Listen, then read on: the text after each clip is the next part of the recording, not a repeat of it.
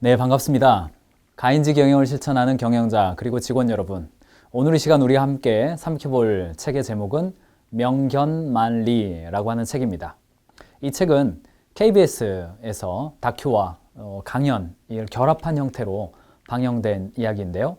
가끔씩 책이 미디어로 변환되는 것이 아니라 미디어에서 먼저 소개가 되어지고 그 중에 중요한 내용들을 책으로 출간되는 경우가 종종 있습니다. 오늘 함께 살펴볼 책은 약간은 경영이라고 하는 작은 어떤 그 카테고리를 좀 벗어나서 좀 일반적인 미래를 살펴보는 그런 이야기를 함께 나누고 싶은데요. 명견만리, 뛰어난 통찰력으로 미래의 일을 환하게 살펴서 알고 있다. 이런 의미를 가지고 있습니다. 실제 현실에서 보이는 여러 가지 단어들, 여러 가지 단초들을 가지고 향후에 우리 인류가 만나게 될 미래에 대해서 올바르게 통찰하고 또 거기에 대해서 어떻게 준비해야 할지를 간단하게 제시하는 그런 책이 되겠습니다. 조금은 편하게 함께 좀 스터디 해볼 수 있는 그런 책이고요. 어떤 분야의 전문가가 아니라 하더라도 책을 읽고 나면 자신이 자기 주변에 있었던 여러 가지 일들을 서로 나눌 수 있는 그런 책으로 여겨집니다. 더불어서 이 책은 경영자 혹은 리더들만 읽어볼 것이 아니라 전 직원들이 어느 한 챕터에 대해서 나름대로 좀 공부해보고 어떤 의미에서는 대학교 1학년 교양 수업처럼 한번 다뤄보면 좋을 것 같은 그런 책입니다. 먼저는 이 책을 편집한 팀 자체가 명견만리의 어떤 정연모 KBS PD 그 팀이 출간을 해냈고요. 명견만리라는 프로그램 자체를 보신 분들은 아시겠지만 강연, 다큐멘터리가 혼합되어져 있는 어떤 형태입니다. 이걸 강연이라고 하기도 좀 애매하고 다큐멘터리라고 하기도 애매한 그런 거죠. 두 가지가 합쳐져 있는 그런 형태입니다. 이것이 아마 미래에 되어질 어떤 메시지의 전달 방식으로 중요하게 자리매김되지 않을까 이런 생각도 더불어서 해봅니다. 이 책은 크게 4가지 주제에 집중하고 있는데요. 그 첫 번째가 인구, 경제, 북한, 그리고 의료 이 4가지 분야에 대해서 추출을 해서 사람들에게 명견만리를 알려주고 있습니다. 먼저 다루고 싶은 이야기는요. 인구에 관련된 이야기입니다. 인구에 관련된 이야기 중에서 가장 큰 키워드는 바로 이 베이비 부머, 은퇴 세대라는 단어입니다. 이런 이야기 우리가 많이 들었습니다. 그런데 구체적으로 이런 변화가, 이런 트렌드와 변화가 향후 10년, 20년 혹은 30년에 우리 비즈니스에, 우리의 삶에 어떤 영향을 미칠 건지에 관련돼서는 좀 깊이 있는 통찰을 갖기란 쉽지 않았을 겁니다. 이 책을 통해서 조금 더 구체적으로 알 수가 있고요. 쉽게 말하면 일하는 사람이 2020년대가 지나고 나면 일하고 있던 사람들의 5명 중에 1명이 사라지는 시대입니다. 그러니까 경제활동 인구 중에 약 20%가 향후 몇 년 이내에 사라지는 세대를 맞이하게 된다는 거죠. 이런 이야기는 정치권에서도 많이 했고 많은 비즈니스맨들도 예견을 했습니다. 그러나 예견에 비해서 시끄럽게 떠든 거에 비해서 거기에 대한 산업적인 혹은 비즈니스적인 혹은 일터 현장에서 우리가 어떻게 거기에 대해서 대응할 것인가에 대한 대안은 많지 않습니다. 이 책에서 좀 주목하고 있는 사실 중에 하나는 바로 이 베이비 부머 세대들, 은퇴 세대들이, 전후 베이비 부머 세대들이 전 세계에 걸쳐서 미국, 특별히 스페인, 우리나라, 그리고 일본에 걸쳐서 드러났던 이 전후 베이비 부머 세대들이 자신의 재산을 관리할 때 있어서 절대적으로 부동산이 차지하는 비중이 아주 높았다는 사실이죠. 국가의 정책에 의해서든 다른 여러 가지 이유에 있어서든 자신이 가지고 있는 자산, 우리나라의 경우 총 자산이 한 3억 9천만 원으로 볼 때 부동산이 한 3억 3천만 원이 되고 금융자산 그러니까 현금 보유가 6천만 원 정도밖에 안 되는 이런 상황에서 부동산 버블이 무너지는 상황에서 푸어 은퇴 세대들, 푸어 실버 세대들이 양산되는 그런 구조가 되어 있습니다. 우리나라의 경우도 다른 국가 못지않게 약 7, 80%가량이 부동산이 차지하는 비율이 가장 높다는 사실입니다. 이것이 은퇴 이후가 된다 하더라도 은퇴 이후에 사람들이 자산이 많이 있지만 그들의 자산이 현금화 되어지고 시장에 돌아야 경제가 활성화 되어지는데 은퇴 세대의 자산과 현금이 그 아래 세대로 전수가 되지 않는 흘러내려가지가 않는 상황이 발생한다는 이야기입니다. 결과적으로는 은퇴 세대보다 많은 인구들이 가지고 있는 현금이 즉 돈이 다음 세대 즉 청년 세대로 전수가 안 되는 현상이 일어나기 시작한다는 이야기입니다. 더불어서 이 문제는 우리나라에게서는 더더욱 심각한 문제인데요. 유엔도 지적을 하고 삼성경제연구소라든가 해외 연구에 관련된 결과를 보면 이런 이야기가 있죠. 지구상에서 제일 먼저 사라질 나라가 대한민국이다. 지금 출산율이 전 세계 최저 수준에 이르고 있습니다. 그렇기 때문에 이런 추세로 저출산 고령화가 지금의 추세로 이어지면 2033년이 되면 국가 재정의 파탄 위기가 오고 2060년 정도가 되면 잠재 성장률이 0.8%대로 떨어지기 때문에 시골에 있는 인구들은 급격하게 감소를 하고 제2, 제3의 도시들은 감소하고 서울 일부만 인구가 남게 되는 현상이 일어날 것이라는 것이고, 이런 문제는 스페인과 특별히 일본에서는 이미 나타나고 있는 현상인데 우리 대한민국도 곧 그런 미래가 올 것인데 거기에 대한 준비가 필요하다는 이야기를 해주고 있습니다. 이런 변화는요, 사실은 청년 세대가 줄어들면서부터 시작되었고 지난 10년간 우리 사회를 짊어질 16살에서 29세 청년 인구 65만여 명이 줄은 것으로 통계조사가 되고 있습니다. 우리 사회에서 청년이 사라지고 있다는 이야기죠. 이런 청년의 실종이 어떠한가? 상대적으로 정치인들은 표밭 또 투표율이 높은 실버 세대에 대한 복지를 증가하면서 청년 세대에 대한 어떤 과감한 투자, 이것이 복지일 수도 있고요, 투자라고 볼 수도 있고, 이건 논란이 있습니다. 세 개 나라를 봅니다. 첫 번째 일본이죠. 일본의 이른바 사토리 세대라는 말이 나오죠. 소비 혐오 세대입니다. 가난해져 버린 청년들의 분수에 맞는 합리적인 생존 방식이 될 겁니다. 일본은 이미 노인을 위한 일자리라든가 노인을 위한 국가적인 프로그램들이 매우 많이 있는 반면에 청년들을 위한 투자의 기회를 놓쳐버렸기 때문에 지금 현재 아베노믹스에 의해서 많은 청년들을 위한 투자, 창업 투자 일어나고 있지만은 이 사토리 세대가 경제 주요층으로 올라오는 데에는 한계가 있다는 평가를 받고 있고, 실기했다, 기회를 놓쳤다는 이야기를 이미 듣고 있습니다. 이탈리아 사례는 어떻습니까? 이탈리아의 경우도 청년을 떠나보내는 나라다, 이런 이야기를 하죠. 대학의 총장이 글을 쓸 때 내 아들은 해외로 보내고 싶다는 이야기를 하죠. 왜냐하면 직업이 세습되고 부가 세습되고 또 그 은퇴 세대들이 가지고 있는 부가 청년들에게 넘어가지 않기 때문에 청년들의 경우에 이탈리아 안에서 제대로 된 일자리를 잡기가 어려운 상태가 됐습니다. 반대로 이 책에서는 독일의 사례를 나름대로 좀 극복한 사례로 이야기가 되어지고 있습니다. 1970년대부터 청년들에 대한 문제의식을 가지고 투자를 하기 시작했습니다. 독일의 경우는 유명하죠. 공교육, 그러니까 대학 교육까지 무상으로 진행하는 것으로 유명합니다. 몇 년 전에 그것을 유상으로 전환하려고 했다가 결국은 다시 무상 정책을 유지하는 것으로 바뀌었습니다. 대학생들에게 주거비와 생활자금을 지원해주죠. 졸업하고 나서 취업에 실패하면 바로 처음부터 실업수당을 지급합니다. 우리나라가 어쨌든 고용보험에 가입돼 있다가 6개월 이상 그 다음에 직업 전환할 때 실업수당을 주는 것과는 좀 차이가 있습니다. 예를 들어서 괴팅겐이라고 하는 도시에 세대 공존하우스라는 것이 있는데, 이것은 바로 은퇴 세대 노인들이 자신의 집을 쉐어하면서 청년들이 그 집에 들어와서 살면서 약간의 가사 도움, 집을 청소한다거나 정원을 수리한다거나 하는 약간의 가사 도움을 하면서 월세를 절감받는 이런 세대 통합형 어떤 주거, 세대 통합형 소통, 세대 통합형 어떤 마을 공동체를 만드는 작업들이 실험적으로 일어나고 있고, 실제로 이 결과 지금도 독일은 유럽에서 어떤 지도력을 유지하고 있는, 어떤 국가의 어떤 경쟁력을 유지하고 있는 그런 나라로 인정받고 있다는 것입니다. 그러므로 한국에 있어서도 지금껏 시대를 막론하고 청년들이 사회 위기를 극복하고 혁신을 이끌어 왔다는 것입니다. 청년들을 귀하게 여기고 청년에 투자하는 것, 이것이야말로 우리 공동체의 미래를 위해서 할 수 있는 가장 확실한 투자라는 것이 이 책의 인구에 관련된 첫 번째 결론입니다. 두 번째 이야기를 나눌 텐데요. 경제에 관련된 이야기입니다. 경제에 관련돼서 이 명견만리는 크게 두 가지의 핵심 키워드를 뽑았는데요. 그 첫 번째는 바로 이 로봇, 즉 인공지능을 갖추어가는 이 기술의 발달 이야기를 하고 있습니다. 대표적인 예가 일본의 음식점입니다. 유사이례로 요리는 인간이 가지고 있는 고유한 능력이었습니다. 인간을 제외한 그 어떤 생명체도 요리를 한 적이 없습니다. 그러나 이제는 그 영역에서마저 기계가 인간의 영역을 넘보고 있습니다. 요리사가 없는 음식점, 일본의 쿠라스시. 이 스시를 만들어내는 이 기계는 인간 이상의 능력으로 계속해서 스시를 만들어내고 있죠. 1시간에 3,600개를 만드니까요.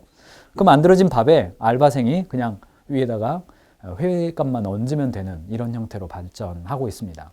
로봇 판사가 등장하고요. 휴머노이드 배우가 실제로 연기를 하는 세대가 되어 있습니다.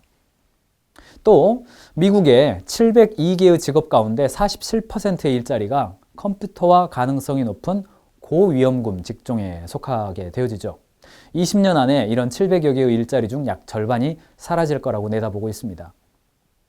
고위험군 직군에 속하고 있는 일자리는 10년 혹은 20년 안에 자동화되거나 컴퓨터에 대체되거나 직업의 형태가 크게 변화될 가능성이 높다라고 예견하고 있습니다.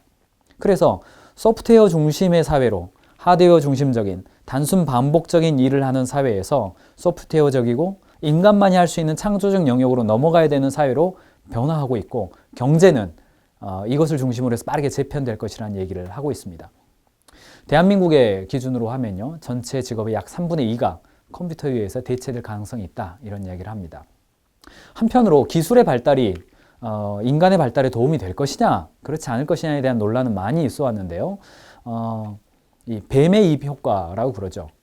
기술의 발달과 생산성이 증가하는 것과 고용이 증가하는 것은 어느 시점까지는 함께 가지만 기술의 발달이 더 상승이 되어져서 마치 뱀의 입처럼 기술의 생산성 증가가 고용의 증가를 가져오지 못한다는 결론에 있습니다.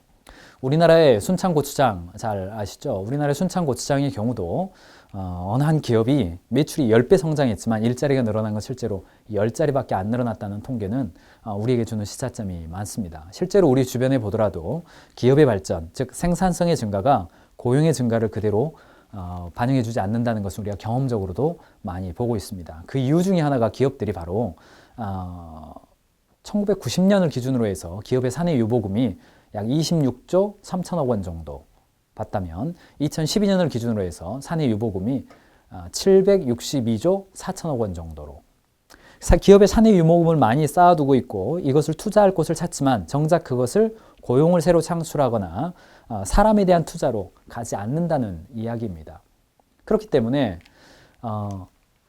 인류 진화의 역사를 통해서 통째로 뒤흔드는 이 엄청난 지각 변동, 기술이 급격하게 발달하고 인간의 대부분의 기능을 대체하고 있는 이 생산성과 기술의 변화, 즉 4차 산업혁명 시기에 고용이 과연 함께 증가할 것인가, 인간의 삶의 질도 함께 증가할 것인가에 대한 것은 부정적인 퀘스천이 더 많다는 이야기입니다. 그러므로 기계와 공존하면서도 인류가 일자리를 잃지 않고 함께 발전할 수 있는 길을 우리 스스로가 찾아야 한다는 것이죠. 대기업 위주의 경제 구조, 또 일자리와 이러한 것들이 임금을 늘리지 못한다면 경제 구조를 바꾸기 위한 정책에 집중하는 것이 필요하겠고요. 대체 가능하고 표준화된 능력이 필요 없는 사회가 되었다면 그렇지 않은 능력을 키울 수 있는 교육 시스템을 만드는 것이 중요하죠. 우리 개인은 어떻습니까? 익숙하지만 잘못된 일을 그만하는 것, 단순 반복적인 일을 하는 것에 있어서 보다 창조적인 업무로 변환하는 것, 조직과 기업의 속성이 단순 반복적인 것을 해내는 그런 어떤 부가가치를 창출하는 것이 아니라 계속해서 창조적인 일을 하는 방향으로 옮겨가야 우리의 직업 자체가, 어떤 의미에서 우리 조직 자체가 사라지지 않게 된다는 이야기입니다. 몇 가지 가능성이 있는데요. 첫 번째는 미국에서 일어나고 있는 월마트의 리쇼어링 운동이죠. 월마트의 경우는 에브리데이 로우 프라이스, 가장 낮은 가격을 매일 제공한다는 캐치프레이즈하에 보다 낮은 원가를 찾아서 해외로 공장을 옮겨갔었습니다. 그 결과 싼 물건을 제공해 줬지만 그 지역에 있는 일자리가 미국 내에서 사라졌기 때문에 많은 사람들이 악덕기업이다라는 이야기를 하면서도 이용할 수밖에 없는 그런 상황이었죠. 그런데 어떻습니까? 바이 아메리카, 미국을 삽니다라는 캠페인을 통해서 해외에 있는 공장을 철수하고 다시 미국 내에 공장을 만들어서 그 공장에서 생산하는 물건들로 매장을 채우기 시작했다는 이야기입니다. 미국인들이 무엇을 깨달았습니까? 고용을 창출해주는 일자리를 만들고 있는 기업이야말로 내가 소비해 주어야 할 기업이다라는 것을 깨달은 것이죠. 뉴욕 맨하탄가에 있는 뉴발란스 매장에 보면 한켠에 뉴발란스를 직접 만들고 있는 공장을 쇼잉하고 있습니다. 무엇을 이야기합니까? 뉴발란스는 미국 안에서 공장을 만들어서 일자리를 창출해내고 있는 기업이다라는 것을 고객에게 보여주었을 때 그것이 매출에도 도움이 된다는 것을 확신하는 거죠. 4년 사이에 이 뉴발란스 매장의 매출은 10억 달러가 상승한 것으로 되어 있습니다. 이 전체 매출이죠. 미국의 맨하탄 아래쪽에 있는 뉴욕주에 있는 브루클린 지역, 또 이곳은 패션 기업들로 처음에 유명했다가 점점점 공장이 해외로 갔었죠. 근데 최근에 다시 어떻습니까? 이곳에 대규모 공장 단지를 만들어서 고용을 창출하고 일자리를 만들어내고 이곳에서 생산된 제품들을 Made in USA를 붙여서 판매함으로써 보다 많은 뉴욕시의 지원으로 브루클린이 만들어낸 이 일자리는 뉴욕시 전체의 16.8%로 맨하튼 지역의 3배나 된다고 합니다. 이런 활동들이 어떻습니까? 단순히 우리가 경제 활동을 누리고 고객에게 낮은 가격으로 뭔가 물건을 제공해 주는 것을 뛰어넘어서 과연 일자리와 고용을 계속해서 창출해내고 있는, 즉 경제 활동이 돌아가도록 만들어주는 기업인가에 대한 그 가치를 점점점 미국 사람들도 느끼고 있다는 이야기죠. 우리나라도 마찬가지 아니겠습니까? 최근에 트럼프 대통령 당선자가 당선된 캐치프레이즈가 무엇입니까? 어떤 경우에든지 간에 신보호무역주의라고 불리우는, 자국 우선주의라고 불리우는, 이것이 어디서 온 것입니까? 미국인들 내면에 있는 그런 피해의식에서 오는 것 아니겠습니까? 일자리가 가장 큰 정치인들의 관심이 될 것이라는 것은 너무나 자명한 이야기죠. 세 번째 이야기는 북한 이야기입니다. 사실은 뭐 우리나라의 경우는 남한과 북한으로 나뉘어져 있습니다. 과연 통일 문제에 대해서, 통일 내지는 북한의 개방에 관련돼서 어떤 관점을 가지고 비즈니스를 준비할 것인가는 결코 빼놓아서는 안 될 주제일 겁니다. 짐 로저스라고 하는 사람이 나는 한국, 중국, 러시아 3국의 접경 지역에 주목하고 있다. 이 세 나라가 삼각형의 꼭지점을 하나씩 나눠 가진 곳이 향후 20년 동안 세계에서 가장 흥미로운 곳이 될 것이다 라는 이야기를 하면서 아시아, 즉 필리핀 지역에 와서 살고 있죠. 이 기회의 삼각지대가 어디입니까? 훈춘, 블라디보스톡, 나진 선봉 지역을 연결하는 이 지역 아니겠습니까?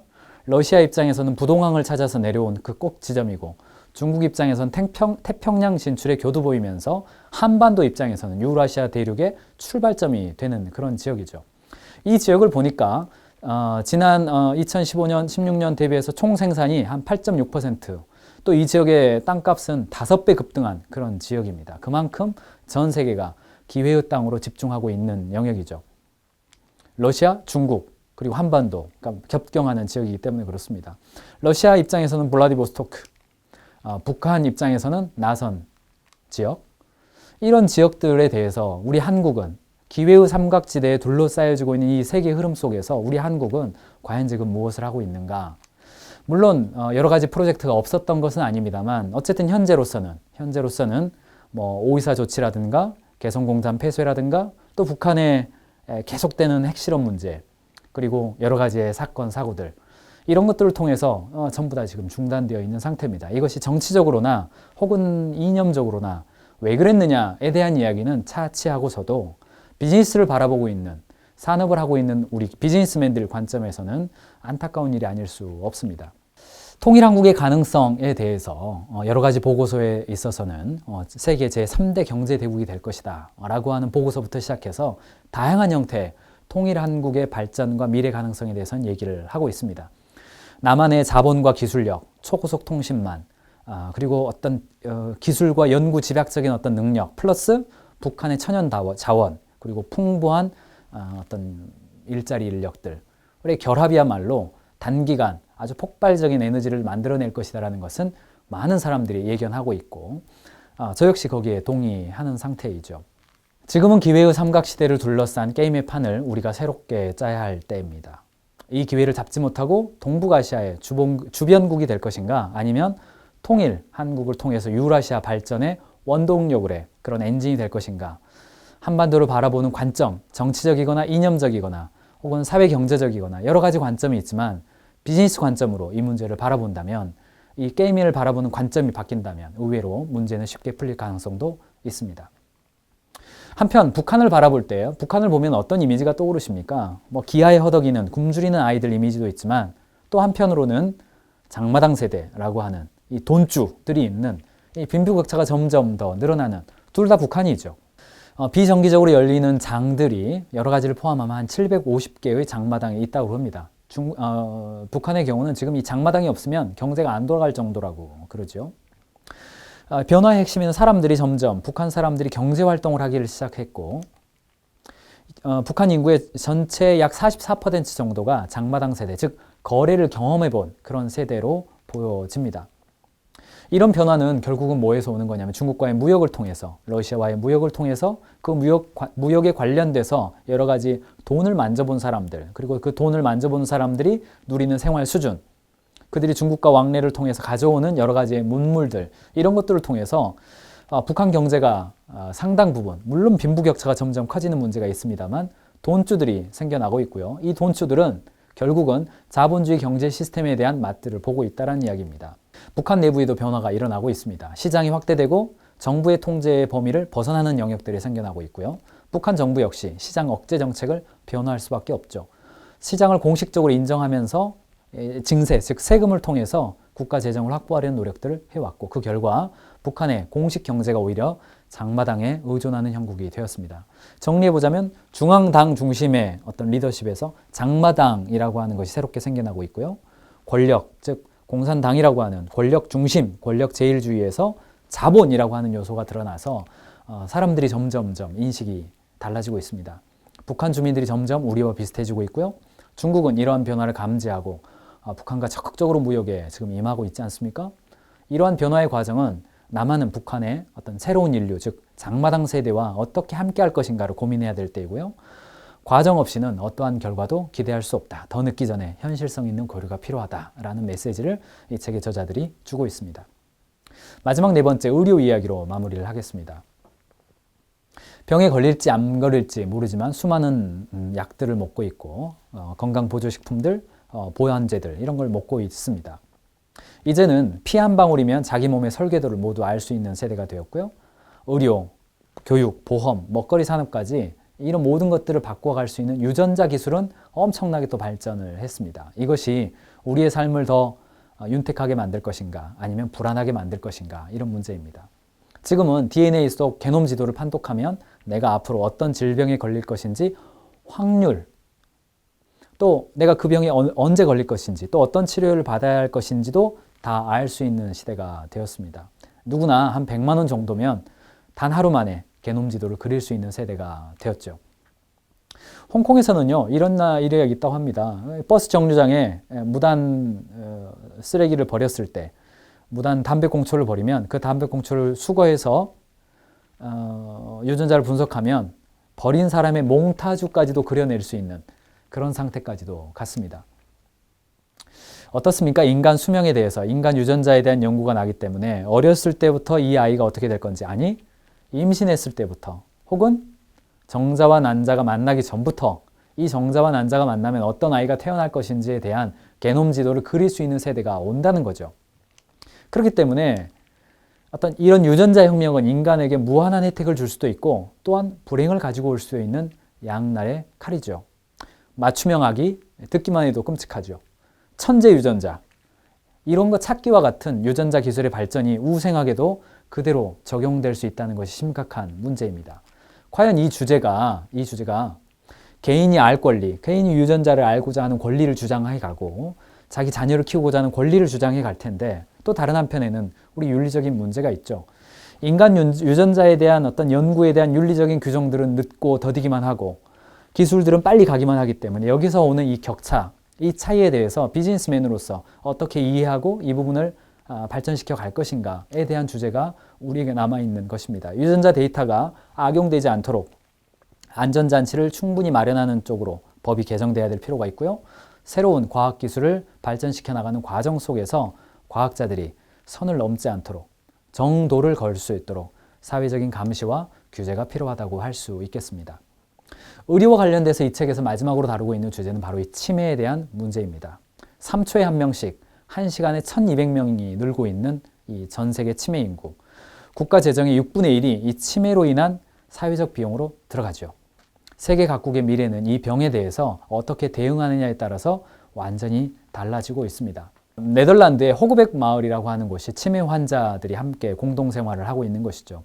우리나라는 치매에 대한 관점이 요양, 보호, 다른 한편으로는 격리 관점이 많습니다만, 이 호그백 마을의 실험은 그 마을 전체를 그대로 치매 마을 사람들이 일상생활을 그대로 하도록 유지하는 것을 관점으로 만들어 놓고 있습니다.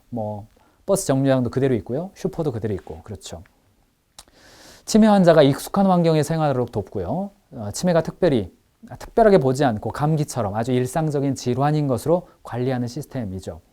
우리나라는 좀 어떻습니까? 좀 두려워하고 밝히기를 싫어하고 좀 터부시하고 뭐 지금은 인식이 많이 바뀌었습니다만 여전히 치매라고 하는 질병에 대해서 이게 좀 거부하는 관점이 좀 많이 있습니다. 그러나 치매 예방 교육, 고위험 치매군에 대한 사전 진단, 그리고 미리 알고 치매를 관리할 수 있는 시스템을 만드는 것 너무너무나 중요하다, 이런 이야기를 해주고 있습니다. 비즈니스적으로는 어떻게 풀어야 될지 여러분 한번 고민해 보시기 바랍니다.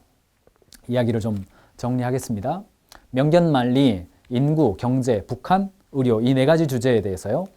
인구에 대해서는 두 가지 키워드가 있었죠. 베이비붐 세대, 은퇴 세대, 그리고 청년들에 대한 문제. 이 두 세대가 어떻게 하면 세대 통합형으로 시너지를 발휘할 수 있을 것인가. 우리 한국이 몇 년 남지 않은 기회가 있는데 그걸 잘 발휘해야 한다, 이런 주장을 하고 있고요. 두 번째, 경제에 관련돼서는요. 로봇과 기술의 발전, 그리고 어떤 자본주의 사회가 발달한다고 해서 고용과 삶의 질이 좋아지지 않는 문제, 이 문제를 경제적으로 어떻게 풀 것인가 라는 주제를 던지고 있고요. 세 번째, 북한에 대해서는요. 북중러 3국이 맞닿아 있는 이 나진 선봉 지역, 이 블라디보스토크, 훈춘, 이 지역에 대한 발전 가능성, 우리 남한에 살고 있는, 남한에서 비즈니스 하고 있는 우리로서는 어떻게 발전할 것인가. 두 번째, 북한의 이 장마당 세대와 돈주, 이 자본주의 시스템, 비즈니스 원리를 알고 있는 이 사람들과 어떻게 향후에 협력하고 그들과 코옥할 것인가의 주제. 마지막, 의료에 관련돼서는요, 이 유전자 혁명에 대한 문제, 그리고 치매 사회가 도래하고 있다는 문제, 이렇게 키워드를 좀 가 있겠습니다. 책을 읽은 후에 생각해 볼 세 가지 주제를 던져 드립니다. 첫 번째, 인구, 경제, 북한, 의료, 이 영역에서 우리 기업의 혁신의 기회가 되는 것은 무엇이겠습니까? 두 번째, 우리의 산업의 미래는 어떻게 바뀌고 있고 선두 기업들은 어떻게 지금 어디로 움직이고 있습니까? 마지막 세 번째요. 우리가 시장과 고객의 움직임을 지속적으로 관찰하고 통찰을 얻기 위한 방법은 무엇이 있겠습니까? 이 세 가지 주제를 직원들과 함께 나눠보고 또 질문해보고 토론해보면서 자유로운 상상력, 또 그런 자유로운 상상을 하면서 비즈니스와 혁신의 기회를 찾아가시기 바랍니다. 감사합니다.